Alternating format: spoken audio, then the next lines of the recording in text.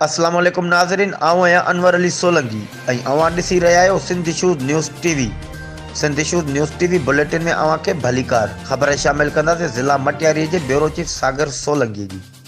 मटियारी में नाजायज़ अॾावतूं ऐं दुकाननि अॻियां गैर क़ानूनी ठाहियल छपरा इंतज़ामिया पारां ड्राइण वारे अमल ख़िलाफ़ समाजी अॻवान पीर अली शहर सरहंदी इल्ताफ़ ख़ासकेली जी अॻवानीअ में इंक्रोचमैंट ऐं ज़िले इंतज़ामिया ख़िलाफ़ सरहंदी पाड़े खां रैली कढी मेन बस स्टॉप ते धरणो हयो वियो, जंहिंमें सवें माण्हुनि शिरकत कई। उन मौक़े ते अॻवाननि जो चवणु हो त मटियारी ज़िले इंतज़ामिया जो कानून सिर्फ़ ग़रीब मिसकिन माण्हुनि ते हले थो। बाअसर कब्ज़ा माफ़िया ख़िलाफ़ का बि कार्रवाई नथी कई वञे ऐं उन्हनि खे खुली छूट मिलियल आहे।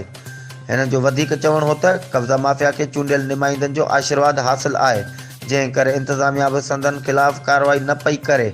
हिननि चयो त इंतज़ामिया बाअसर कब्ज़ा माफ़िया ख़िलाफ़ बेवस बणियल आहे ऐं शहरनि जा दुकान छपरा ड्राए करे हिननि जो लखे रुपयनि जो नुक़सानु कयो वियो आहे। हिननि चयो त सुप्रीम कोर्ट जे फ़ैसिले जी आजियां कयूं था।